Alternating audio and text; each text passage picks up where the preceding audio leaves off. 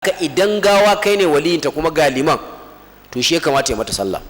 Sai dai gawar da aka samu wasici mamacin yayi wasitin cewa wane ne zai mai sallah to irin wannan wasiya kamar nasi ce ba a dagawa daga kanta. Amma kawai irin yadda muke dinnan kowa ya ce shi zai wa shi sallah shi zai ba matar shi sallah wannan ba daidai bane. Ga limamai suna wajen ba daidai bane. Lokacin da Hassan dan Aliyu ya rasu kissa nan a cikin Bukhari ga Husaini dan uwan shi da aka zo sai ya tura Sa'idu ainihin wato dan As wanda shine gwamnan Madina a lokacin dan Bani Umayya ne yace shiga ka mai sallah da ba dan sunna bace kai ka san ba za ka mai sallah ba domin jam'iyyar su ba ɗaya ba ana wannan rigingimun na siyasa a lokacin ko mun gane wannan yace shiga ka mai sallah kuma a lokacin ma an yi rigima ta musamman akan wannan gawar domin Sayyidina Hassan ya yi roƙo cewa don Allah a bari a rufe shi a ragowar wajen da ke tsakanin Abubakar da manzan Allah sallallahu alaihi wasallam a tona a rufe shi a wajen kuma zai isa a rufe gawa ɗaya a wajen kuma duk mutane sun yadda. Amma Banu Umayya da ke garin Madina suka ce ba su yadda ba. Dama kuma Sayyidina Hassan ya ce idan an yadda a rufe ni to alhamdulillah, in ba a yadda ba kada wanda ya fitina dan Allah a bari kar a fitina. Da aka ce ba za a rufe shi ba sai Husaini ya fusata da shi da sauran jama'a shi suka ɗauko makamai suka ce wallahi sai an rufe shi ko a mutu ko a yi rai.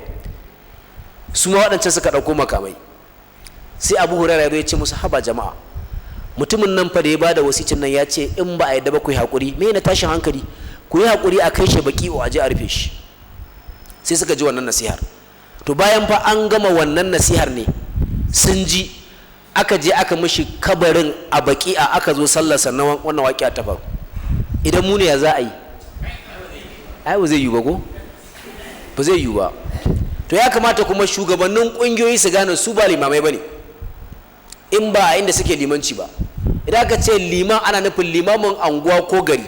Shugaban wata ƙungiya kowace iri ce ba liman ba ne shi ba kuma shugaban musulmai ba ne. Ya kamata mutane su san wannan ba wanda ya mishi mubaya da wani shugabannin waɗannan ƙungiyoyi na addini fitiyanu izala wacece ambom suna zuwa suna hijacking gawakin mutane ga limami sai wani shugaba kawai ya zo ya ta muzurai ya dinga muzurai kuma wani ma bai ma iya sallah ba wani ma bai ma iya sallah ba shugaba ne amma bai iya sallah ba abin mamaki ko yana sadalu ko baya yin kabbarwar yadda aka saba ko bai ma iya karatu ban an tirke shi ma bai iya karatun gawa ba mahala saboda ya ce shi ba malike ne ya takura kanshi ko bai wani karatun arziki ba irin waɗannan shugabanni na ƙungiyoyi wanda dama shugabanni ne administrators wasu retired civil servants ne wasu tsofin sojoji ne wasu 'yan kasuwa ne da ba su da jari a yanzu suka kuma suna izala kuma kamantarsu. Da haka limamai ake nufi limaman juma'a limaman karantarwa limaman hamsu salawat da makamantansu a cikin al'ummomi a kowace anguwa kuma akwai su an san su ko a kowane gari. Idan aka yi mutuwa su ne suke da haƙƙin yi wa gawa sallah. Mu gane wannan jama'a mu daina yin wannan rikicin ba shi da asali a cikin sunna. Sai ka ji mutum ya ce ai baba ta ce ni ya kamata na mata sallah a'a ba kai kamata ka mata sallah ba. Ko mun gane wannan kai dai za ka iya mata wanka da sauransu amma sallah fa haƙƙin limami ne. To a irin wannan yanayin idan aka zo shine ya bada labari anan cewa ana yin sallar a makabartu dan ga makabartar ga wurin sallar amma ba wai a je cikin makabarta a yi sallah ba. Amma idan limamin musulmai ya samu yanayin da ga wata gawa baya kusa aka yi mata sallah sai ga kuma wannan gawa tana da bukatar shi ma sai ya mata sallah babu laifi ya ja wasu mutane a je a sake jan sahu a gaban wannan kabarin a sake yi mata sallah saboda annabi sallallahu alaihi wasallam yayi irin haka kuma babu dalili akan khususiya. Karanta ahkamul janaiz wa bid'ah ta malam Muhammad Nasiruddin Albani. Ina fata mun gane wannan. Na'am.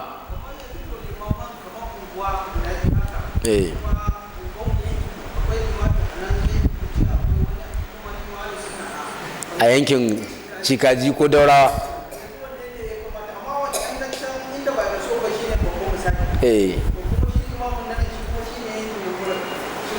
to ya danganta ga ya ake operating shin wancan da gaske shine babban liman ko ko dan yafi wancan girman ilimi da girman masallaci ne kawai. Shin wannan na'ibin shi ne da gaske kuma wannan gawan a territorin wa take ko a inda gawar ta rayu da makabartan wurin na waye karkashin mulkin waye na limancin ya kamata a kula da wani misali wani ne a muciya ya rasu ko to yanzu yana karkashin mutanen limamin muciya ne limamin hayin ojo ko da yana ganin ya fi limamin muciya ilimi ko ya fi shi shiga a gun hakimin sabon gari to ba gawar shi bace wannan sai in limamin muciya ne ya ba shi dama cewa to alga ta malam bismillah balantana kuma ya ce zai bi ta har makabarta ya je mata abin nan duk neman rigima ne kawai da limamai suke saboda suna samun kuɗi da wannan abubuwa neman rigima ne kawai in mutum ya ba a hankali da wanda ya yi wa gawa sallah liman da wanda ya yi wa gawa sallah mamu dauka ba sallah suke mata ba addu'a ba ne me na rikici haka ga ana jan wani har sai an matse shi ba za a yi wa gawa sallah sai an rirrike shi yana kokowa yana cizo har a gama mata sallah me ka wannan fitina in sun ce ba za ka yi ba amma an ce an cire ka me a ciki an aka ce ma daga rana an cire ka daga liman gaba daya asarar me kai dama wani nauyi ne a wuyanka ko mun gane wannan Allah shi kyauta na'am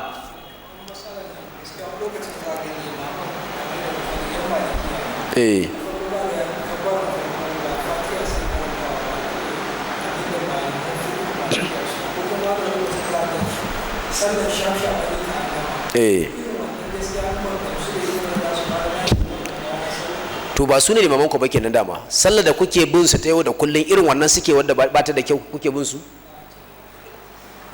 kuna bin su sallah yau da kullun kun yadda an hauka yadda ku ba su sallar gawa ba wacce tafi muhimmanci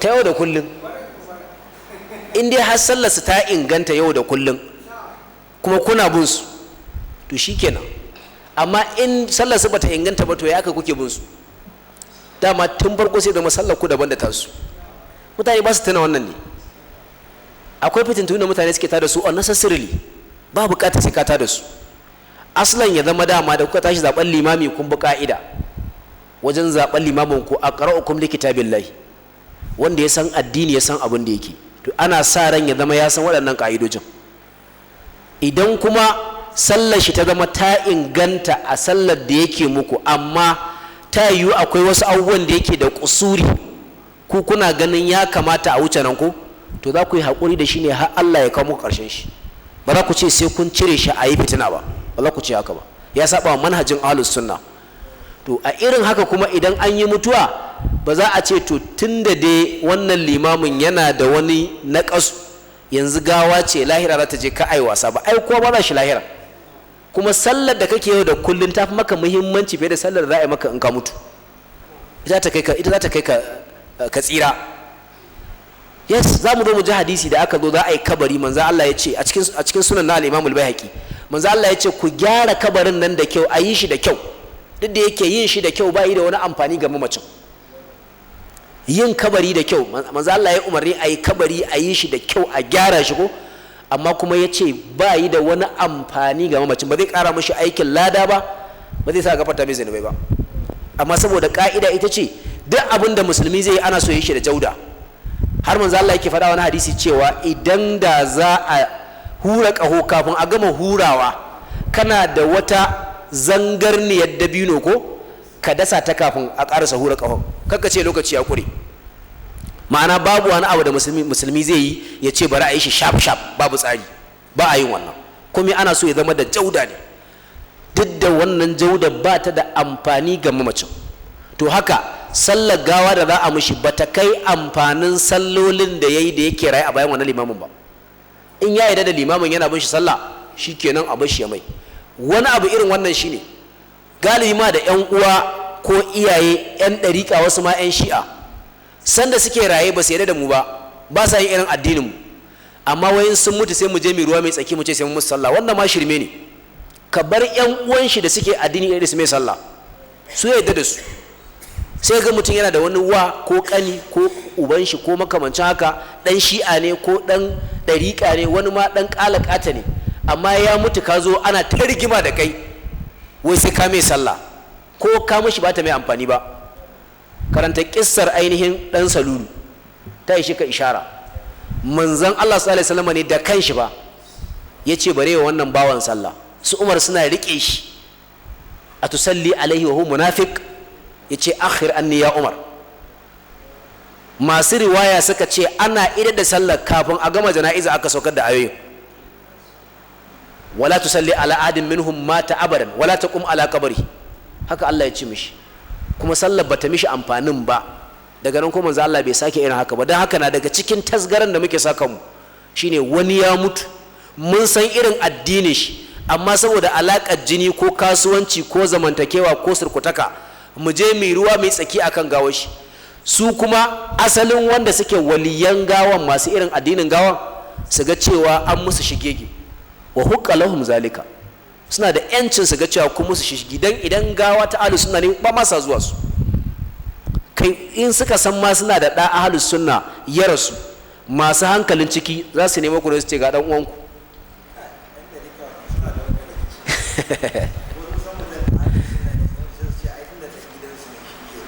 To ko da sun ce haka sai ku kyale musu shi, kar ai rikici, ba yi da amfani irin wannan rikicin da ake akan gawa jama'a, bai da amfani, musamman ka san baka da haƙƙi akan ta na gaskiya da gaskiya.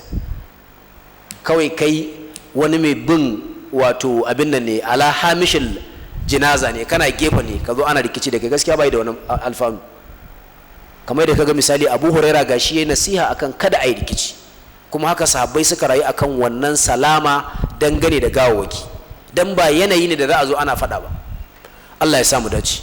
Ala ayi halin dai abinda ake so mutum ya zama kana iya dirasan waqi'in, kana iya studying yanayin me ya kamata a yi wanda zai zama maslaha, bai saba wa shari'a ba, bai kuma jawo wata fitina bayan fitinar mutuwar ba.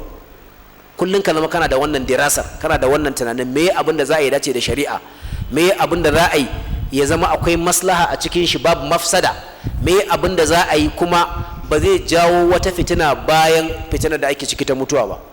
Ya zama dai shari'a na kan gaba tukuna, sannan kuma a duba wasu masalih. Kar ka zama kullum baka da ainihin flexibility game da irin waɗannan harkokin, amma kar mu manta ba za a saba wa shari'a ba. Wallahu alam. To malam yake cewa muna cikin karanta magana Imam al-Khattabi ko da yace fal galibu ko annahu yansarifu ila ahlihi wa la yashhadu dafnahu wa anna man sa'ila al-janazati fa salla alaiha bi hadratil maqabiri wa shahida dafnahu, ya shaida rufe gawan wa ahraza ajra al-qirataini, ya samu ladan katin din lada kaman girman dutsen Uhud guda biyu. Wa qad yu'jaru aidan ala kathrati khutahu, to za a ƙara mishi lada da gwargwadon taka tafiyar da ya zuwa wurin sallar gawa. Wasara alladhi yusalli alayhi fil masjid manqus al ajri, sai kaga kenan wanda ya magawa sallah a masallaci ya samu naƙasa dan bai yi tafiya zuwa inda za a yi sallah ba, a masallacin sa aka kawo aka yi. Sannan akwai tendency na da an yi sallar ya ci gaba da ta harka ba za shi makabartar ba, wanda ko ya riga ya tafi inda aka yi mutuwar, kaga daga can wucewa kawai za a yi makabarta, yiwuwar ya tafi makabarta tafi fiye da yiwuwar wannan ya tafi.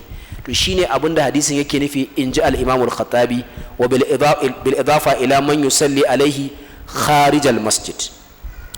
Wa ta'awwalat ta'ifatun ma'ana qawlihi fala shay'a alaihi, wasu malamai kuma suka fassara ma'anar fala shay'a lahu amin, ai fala shay'a alaihi, suka ce babu komai gare shi, ai babu laifi akan shi, liyattahida ma'anar lafzaini, saboda ma'anar lafazin guda biyu su daidai wa daida.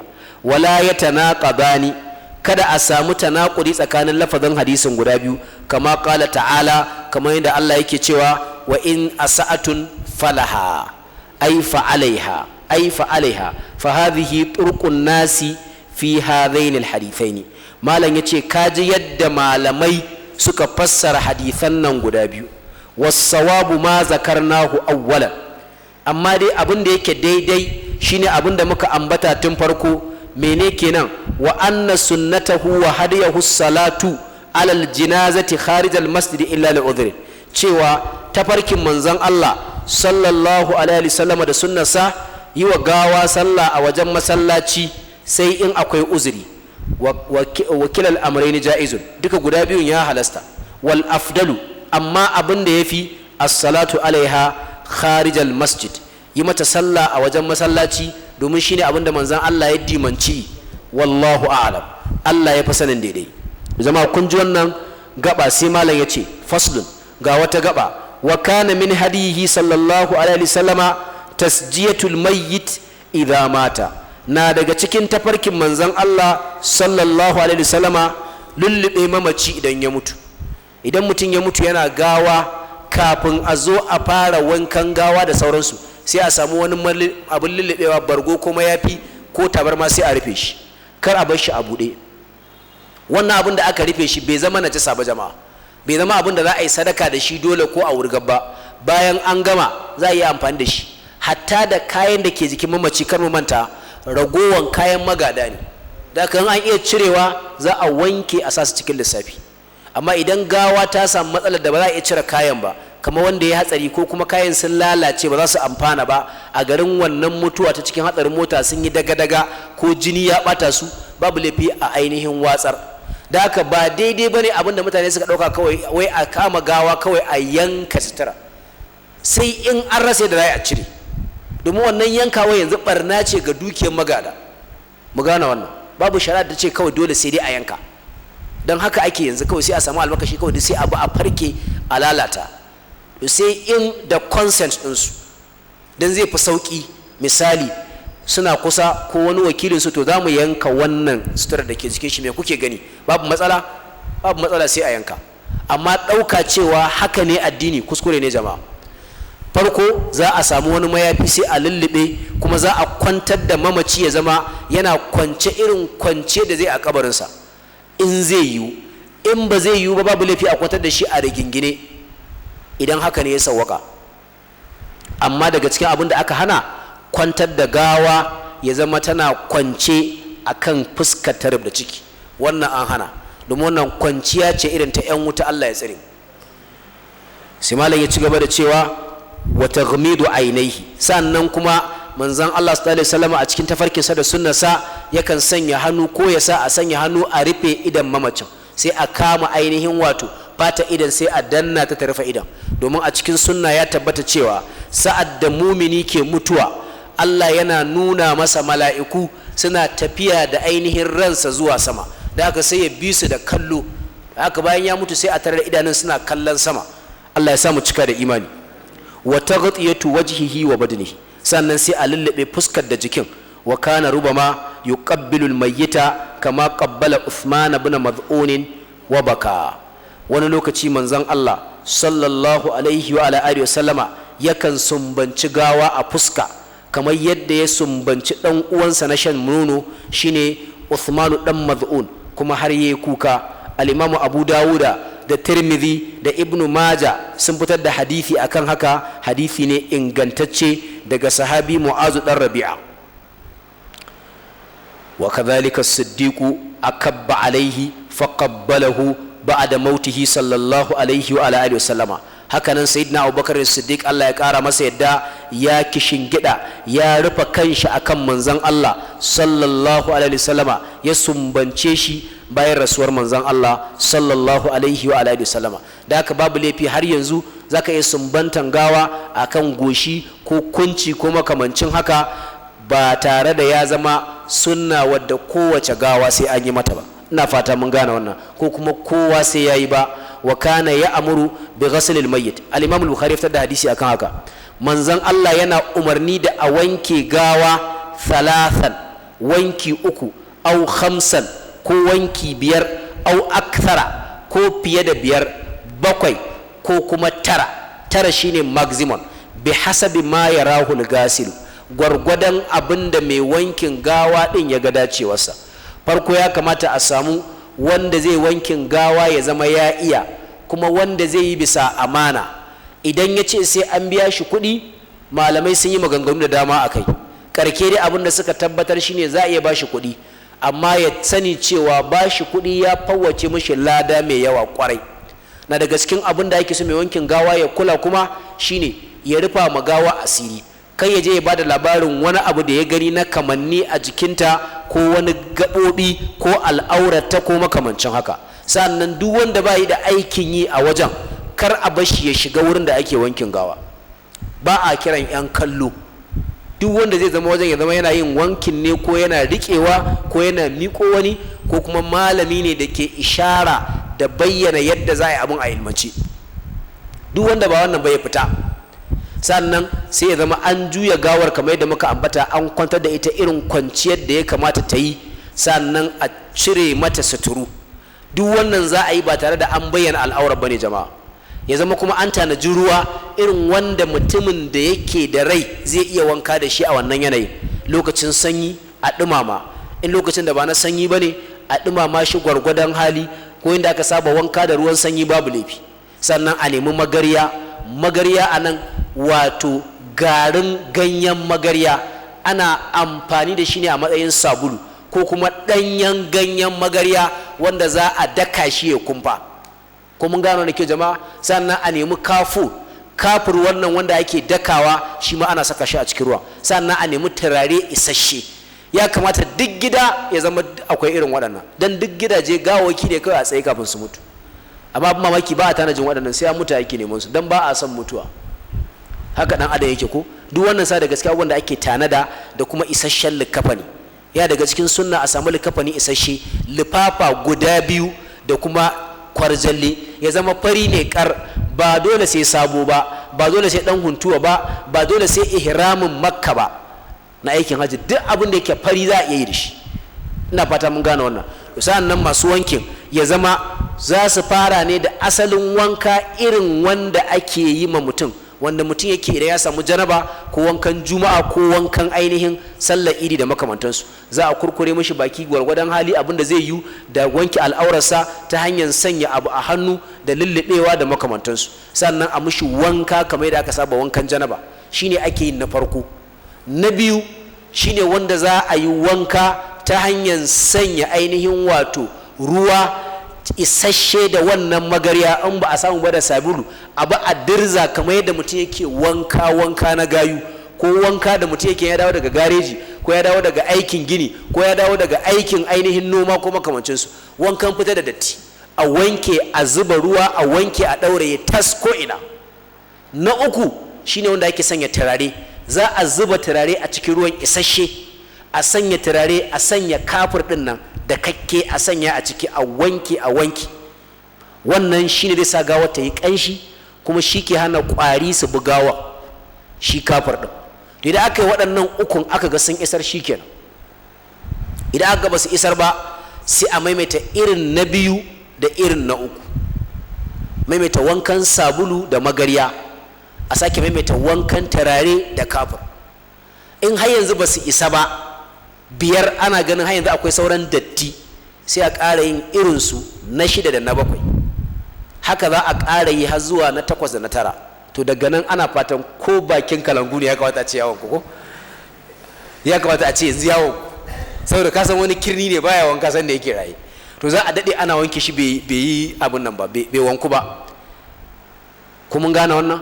Wani jikin shi kuma kamar jikin kifi yake, yana da datti da yawa, sai an kankare an wanke. To kuma ba a gaggawa, so ake a wanke shi fes, dan yanzu wankan zuwa gaban Allah yake.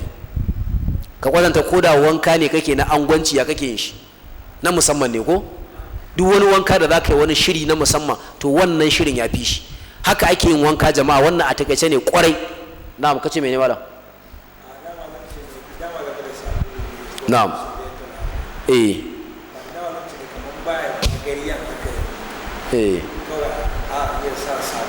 Idan ba magariya za a iya sa sabulu, amma magariya abu ne samamme fa, ana samun shi a ko'ina, amma in ba a samun babu laifi ana iya saka sabulu.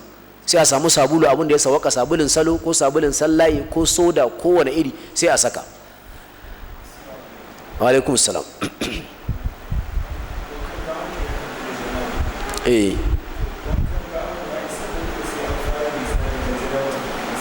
Ban gane ya haɗa janaba ba.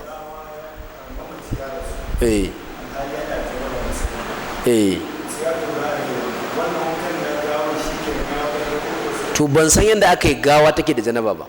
Misali, ya kai ka samu wannan ko da ke yana iya yiwuwa ko? Yana iya yiwuwa. Idan ya yiwu haka, wankan gawa za a mushi. Don wankan janaba ibada ce. Ya mutu, ibada ta faɗa a kan shi. Ka bayanta in ya yiwu haka ɗin. Kaddara misali ya riga ya gama samun janaba, sai kuma mutuwa ta zo mishi ko? Kafin ya cika sai ya faɗa ya ce ina fa da janaba. It's very possible haka ta yi ko? ko mata ta faɗa cewa ai sun yi tarayya ta aure kuma ba ta jin yayi wanka, yana iya yiwuwa haka. To abin da za a yi mushi shine wankan gawa. Idan da zai yi a yi ma mutum wankan janaba da an yi wa wannan shahidin, ko ba haka ba? Don abin da aka hana annabi ya ce ka musu shine wankan gawa. Wannan da aka ce ya taso daga kan matan shi ya zo, me sunan shi ne? Julebib ne ko? Julebib ya taso daga kan matan shi amarya ya zo aka kashe shi, sai manzo Allah sallallahu alaihi wasallama bai mishi wankan gawa, bai mishi, dama ba a musu wankan gawa su shahidai. To amma kaga wankan janaba daban ne da na gawa, sai ba a yi mishi ba saboda yanzu ya mutu, ibada ta faɗi akan shi, wallahu a'lam. Sai malam ya ce wa ya'muru bil kafuri fil ghaslatil akhira, sannan manzon Allah yana umarni da a sanya kafir a cikin wanka na ƙarki. Wa kana yughassilu shuhada'a la yughassilu shuhada'a qatl al ma'arika, ya kasance kuma baya wanke shahidai wanda suka mutu a wurin yaƙi. Shahidan yaƙi su ne ba a wankewa. Bukhari ya ruwaito hadisi game da haka a cikin kitabul magazi na kissan mutuwar mutane da suka rasu a ainihin yaƙin Uhudu, riwayar Jabir dan Abdullahi ko kissar baban shi da mutuwarsa. Ba a musu wanka saboda ranar alkiyama za su tashi ne wannan mikin yana ƙanshin almiski, wannan jinin da aka zubar musu, to su ba a musu wanka. Wa zakara al-imamu ahmadu annahu naha an taghsilihim, imamu ahmad ya ambaci cewa baya ga cewa manzon Allah ma baya yi, kuma ya ba da karatu cewa kar a yi. Wa kana yanza'u anhumul juluda wal hadida wa yadfinuhum fi thiyabihim, ya kasance yana cire musu ainihin aljulud, fatar da ke jikinsu, sulke, wal hadida da karafan da ke jikinsu, kariya da ke jikinsu kamar hular kwano da takalma da makaman da ke jikinsu da ana cirewa. Wa yadfanuhum fi thiyabihim, kuma ana rufe su a jikin kayansu na sojoji. Walam yusalli alaihim, bai musu sallah ba. Sai dai wannan riwaya da ta zo cewa ana rufe su da kayansu bayan an cire waɗancan makaman, riwaya bata inganta ba, karanta Irwaul Galil. Amma dai haka ya tabbata, practically haka ake, ba a cire musu sutararsu. Amma abin da zai yi musulmi amfani a cikin ragowar kayan yaƙinsu za a cire. Ma'ana za a iya cire sulke, rigar da ake tara sara ɗin nan, za a iya cire wuka, tasani da sojoji suke ɓoyewa a jikinsu, za a iya cire abin da yake rataye da shi na kuban takobi ko bindiga ko harsashai da yake rataye da su, duk za a iya cire waɗannan domin suna da amfani ga waɗanda suke raye. Amma asalin uniform tarafa sai a bari a jikin shi a rufe shi da shi. Ina fata mun gane wannan. Ba a musu sallah, ba a musu wanka, haka za a rufe su. In ma dama ta bayu ana rufe su ne kowa a nan inda ya faɗi, a inda ya mutu a nan za a rufe shi, domin shahidai mutane ne masu falala, masu alfarma a cikin ainihin addinin Allah. Wa kana idza mata al-muhrimu, idan mai aikin haji a cikin halin aikin haji ya rasu, amara an yi gusala bima'in wa sidrin, sai ya sa a mishi wanka da ruwa da magarya, shi ba za a sa mai turare ba. Wa yukfanu fi thawbayhi, sai a mishi likafani da waɗannan sutura nashi na alhaji, wannan kwarjalle da abin rufawa dinnan. Wa huma thawba ihramihi, shine ihraminsa, izaruhu wa ridauhu, kwarjallansa da mayafinsa. Wa yanha an tatyibihi, manzon Allah ya hana a sa musu turare saboda sanda suke aikin haji ba su sa turare. Wa taghyiyati ra'sihi, kuma ya hana a lullube kansu saboda sanda suke aikin haji ba a rufa kai. Kuma yace za su tashi ranar alkiyama suna labbaika Allahumma labbaika. Wannan haka yazo a cikin hadisin Bukhari ko da yace fa innahu yub'asu yawmal qiyamati mulabbiyan, a wata riwaya kuma mulabbidan, zai tashi yana talbiya kuma zai tashi da wannan gashin kanshi na ainihin wato tara wadda ake magashi dan a aske shi bayan an sako daga aikin haji. Wa kana ya'muru man waliyal mayyita an yi husina kafanahu, manzon Allah yakan umarci wanda yake jibintan wanke gawa da yi mata ainihin sutura cewa ya mata likafani mai kyau. Wa yukaffinahu fil bayadi, a sa mushi likafani farin tufa.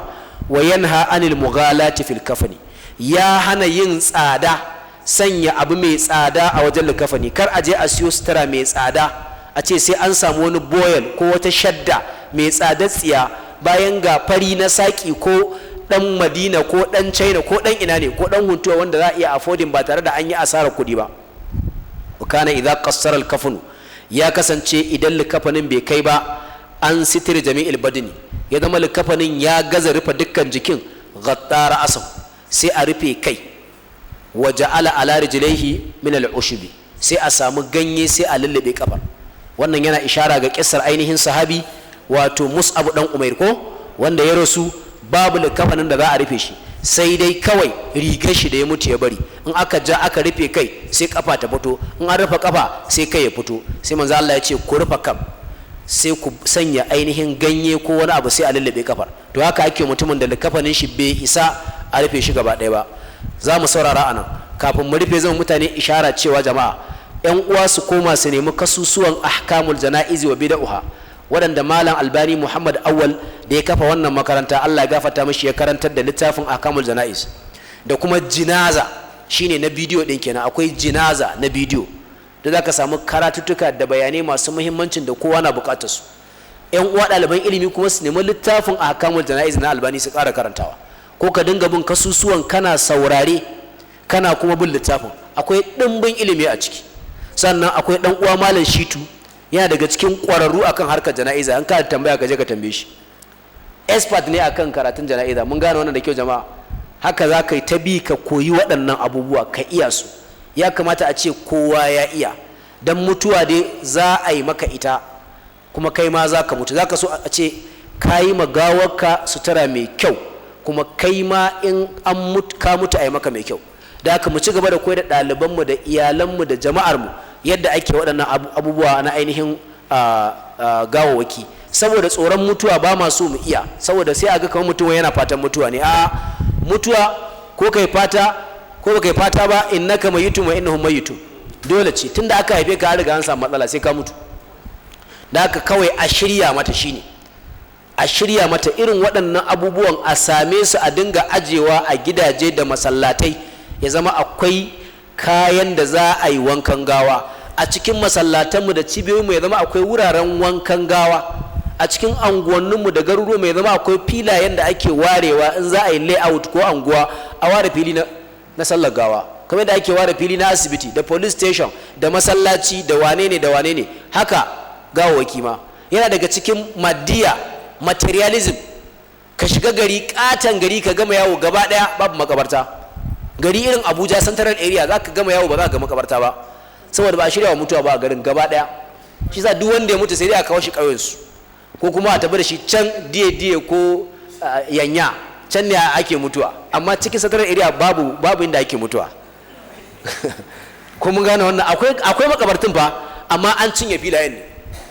Asali akwai, amma duk mutane da macuta sun cinye filayen sun siyar, kamar da suka siyar da na makarantu da na masallatai da na coci da na asibitoci da duk sauran public abin nan places, duk sun siyar sun haɗiye kuɗin, sun ministoci da manya da shugabannin hukumomi a FCDA da makamantansu. To irin wannan shine abin da ya kamata mu kula da shi jama'a, wajen ya zama muna da updated ilimi akai, kuma mu dinga sauraron karatukan lokaci bayan lokaci. Da wani lokaci aka kwana biyu a mutuwa ba sai ga duk an manta, ran da wani ya mutu duk sai a rude a rasa ya za a yi, sai an tsaya an yi kabbara kamar ta addu'a da yake, ba haka bane? Allah ya samu dace. subhanakallahumma wa bihamdika ashhadu an la ilaha illa anta astaghfiruka wa atubu ilaik. Wassalamu alaikum wa rahmatullah. Na'am, wa alaikum.